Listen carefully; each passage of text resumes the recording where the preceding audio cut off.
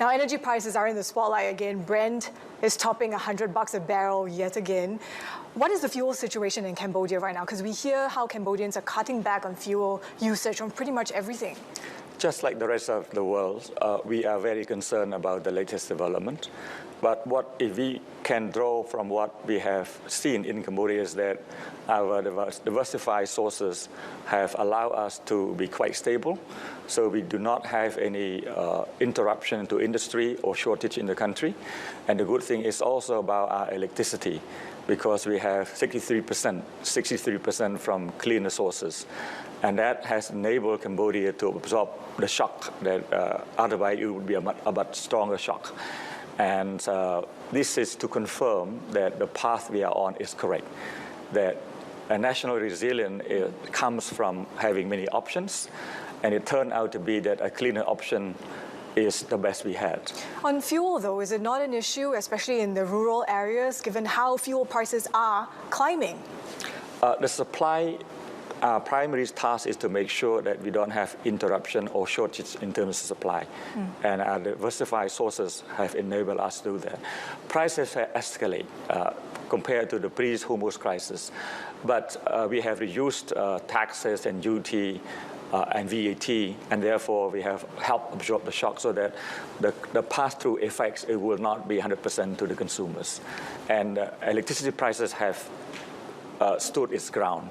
So we do not, and we have not increased electricity prices. That helps industry and businesses. Can we be expecting more of that support, though? Because in terms of lost revenue, it's costing the government $50 to $60 million monthly. So what else can be done, given how these budget pressures are mounting? We value our people and industry the most. In this difficult time, we want to make sure that industry continue to grow, at least keep their factory processes going, and household above this kind of problem. So if it were to take longer, we will continue to support our households, our industry, as long as it takes. Okay. Talk to us about the future plans as well, because as part of the energy mix, LNG is coming on board, 900 megawatts worth of capacity by next year. What are the import plans for Cambodia? Our target is to have at least 70% renewable by 2030, which is going to set Cambodia as the second country in Southeast Asia that has that high renewable share. And the reason why we are doubling down on renewable energy, because we believe in sustainability. We believe that our economy going forward will have to be based on sustainability. And as I said, this cleaner option has basically allowed us to absorb external shock better. There is no possibility that a country like Cambodia, being a small open economy, could insulate itself from every external shock or event. But what we can do is to make sure that our diversification and reliance on different sources of clean energy will also reduce external shock to Cambodia economy. So that's why we are doubling down. Gas, LNG, as a transition fuel, because it will have a role to play in the energy transition. So our 900 megawatts LNG power plant coming up will be that part of the transition that we may need. So at the end of the day, this will be within the lower 30% threshold, and the 70% will have to come from solar, wind, and hydropower, and biomass. Understood. But where are you going to be importing from? What are some of the suppliers that you are negotiating with? Which countries so far? For the 900 megawatts power plant, we are going to float a tender. And that will be a competitive process that we have already seen interest from the United States, from Canada, from Australia, from our region itself, and from the Middle East. So we will find out very soon when we actually float that tender and see who can offer the best competitive offer. So it's about price? It's about price and stability of the supply. We're looking at both. So does that exclude the Middle East then? We will cover all because the Middle East, despite the current crisis, we believe that in the future they will be able to be part of the supply chain for LNG. So we will not exclude anyone from this offer. You talk about the U.S. as a potential supplier. What about the shipping costs that could be involved there? I mean, how do you offset that with the expectation that maybe there's a glut coming in the next couple of years and then costs might come down? We'll have to see what it can offer, but we have like companies on the ground, even downstream here.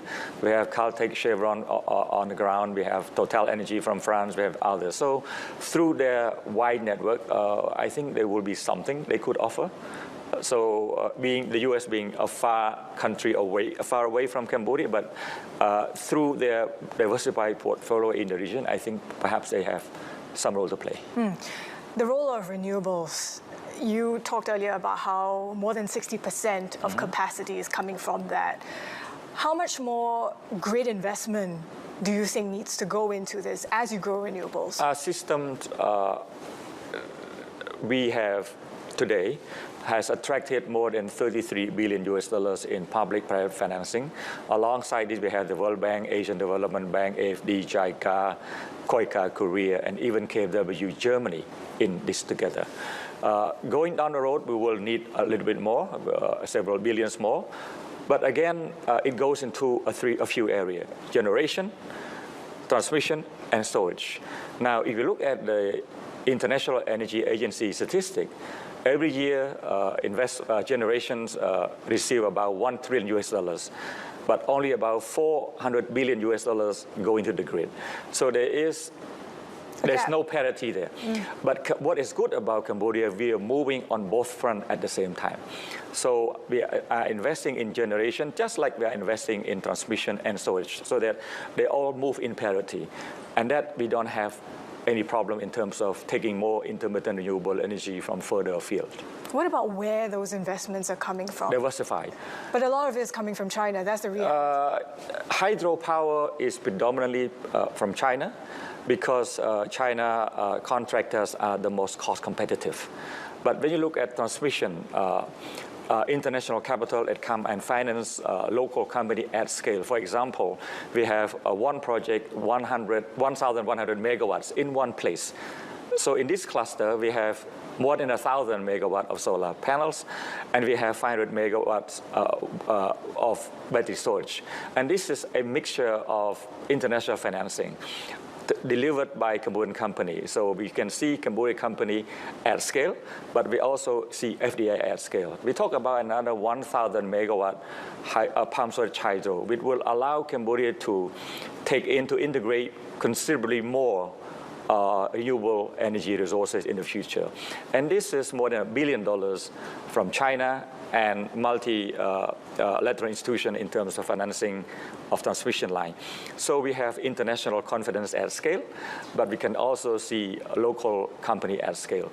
But the good thing about our grid is that we are introducing what we call grid forming technology, which is to make sure that we don't have to rely on coal for stability of the grid. So now we integrate a battery storage system into this, and Cambodia is one of the first country in the world to try this, and it is showing it's working.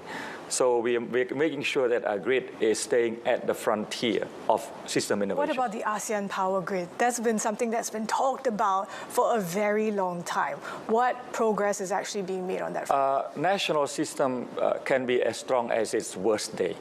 And Cambodia believes that a more integrated energy market would be the way to go for us, ASEAN, ASEAN being ASEAN, to decarbonize in the most cost-effective way. And that is why Cambodia is a strong advocate of the ASEAN power grid. We believe that we can build ASEAN resilient together more cheaply and faster if we can pool our resources together to do this grid, and we can draw each other competitive advantages.